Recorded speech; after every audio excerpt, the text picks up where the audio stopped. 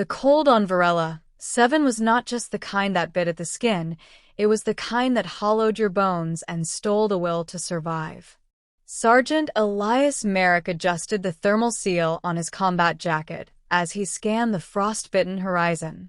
Snow spiraled in sheets over the silver dunes, swallowing the crashed remnants of the alien refugee ship just 100 meters ahead. The distress beacon had been weak, but real. He wasn't expecting survivors. "Command, this is Merrick. No movement yet. Approaching wreckage now." Static replied. "Great." No uplink either. The ship had torn in half midair, skidding across the ice like a blade through butter. The front hull was mostly intact, forming a half-cave of metal and shadow. Elias stepped inside carefully, flashlight cutting through the dark. And then movement. He froze, hand going to the pulse pistol at his side. A soft voice, trembling and uncertain, echoed from the shadows. "Pee, please? I don't want to die." He lowered his weapon. "I'm not here to hurt you. I'm human, military rescue." From behind a console, a slender form stumbled into view. She was tall, almost regal in stature, with obsidian blue skin that shimmered faintly under his light. Her clothes were tattered rags, her long hair matted with frost. Her lips were nearly blue. She was shivering so violently she could barely stand.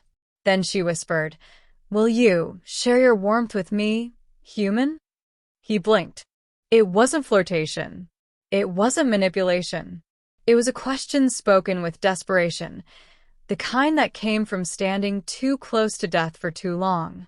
He dropped to his knees and unzipped his coat without hesitation. "Get in." "Now." She hesitated for half a second, then collapsed into him. Her body was ice cold, too cold.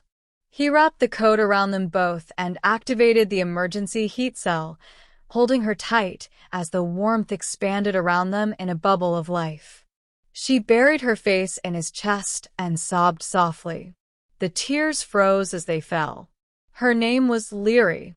Her people, Jannari from the frozen moons beyond Orion's arm, had fled a planetary genocide. Only a few ships made it off-world. Hers hadn't gotten far. 200 of us, she said, voice hoarse. I woke up from stasis late. The rest gone. I'm the last. Elias felt something tighten in his chest. You held on, he said. That counts for something. Her eyes, iridescent violet and brimming with grief, met his. Do you really believe that? I wouldn't be here if I didn't. They huddled together for hours in that broken hull, her gradually regaining feeling in her limbs as he rationed out what little warmth and nutrient paste he had left. He didn't try to ask questions she wasn't ready to answer. He just kept her alive. When the storm cleared, they ventured out, her leaning on him for strength, him shielding her from the wind. The shelter was a survival dome he'd constructed a few days ago during patrol. Basic, but heated and protected from the blizzards. As they reached it, Leary stopped suddenly. She looked at him, trembling, but not from cold this time. You gave me your warmth. Why? He hesitated. Because you needed it. No one has ever given anything to me without wanting something in return. I don't want anything, Leary. Her lip quivered, and she stepped forward, one hand resting over his heart. Then let me give you something, not out of debt, but because you reminded me what kindness feels like. Over the following days, the two of them found a rhythm. Elias repaired the comms relay, hunted ice serpents for meat, and tried again and again to get a signal through the ion storms. Leary, though still weakened, proved resilient. She spoke to him of her culture, of the songs her people sang to keep warm through long planetary nights, of the oceans under the ice that glowed like galaxies, of how the Jannari loved fiercely and for life. I don't know if there are any of us left, she said one evening. If I'm all that remains, what's the point? He looked at her across the fire and said, simply, "You are the point." She didn't answer. But that night, she fell asleep with her head resting on his shoulder, her fingers entwined with his. A week passed before the beacon finally connected with orbit. Command responded. Evac ship inbound in 24 hours. Leary stood at the edge of the shelter, watching the sky. She didn't smile at the news. In fact, she seemed afraid. "You'll go back to your world," she said. "And I'll be, what? A refugee in a camp? A specimen to study?" "No," Elias said firmly. "Not if I have anything to say about it." Her voice shook. "Do you mean that?" He stepped forward, cupping her face gently in his calloused hands. "I didn't survive 2 wars, 3 crashes, and an ice moon just to leave you behind. Leary, I don't know what's ahead. But whatever it is, I want to face it with you." Her eyes shimmered with tears. "You would claim me?" she asked softly. "Even though I have nothing?" "You have everything. You're alive. And you're here." She leaned into his touch, and then she kissed him.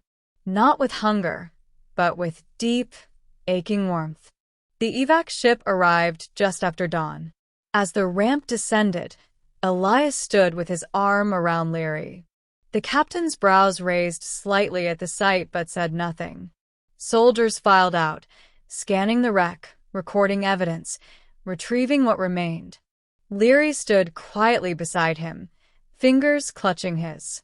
She watched as they zipped alien bodies into preservation bags, names and stories lost forever.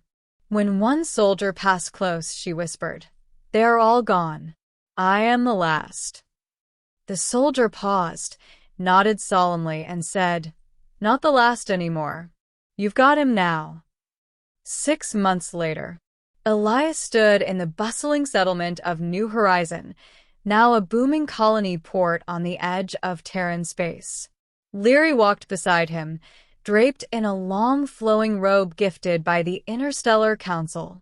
Since word had spread of the Gennari tragedy, sympathy and curiosity had grown. But Leary didn't care about diplomacy or political attention. She cared about the small apartment she now shared with Elias. The warmth of shared mornings. The quiet smiles across breakfast. The nights they fell asleep listening to one another breathe. And the life growing inside her. They hadn't planned for it, but they welcomed it with open arms.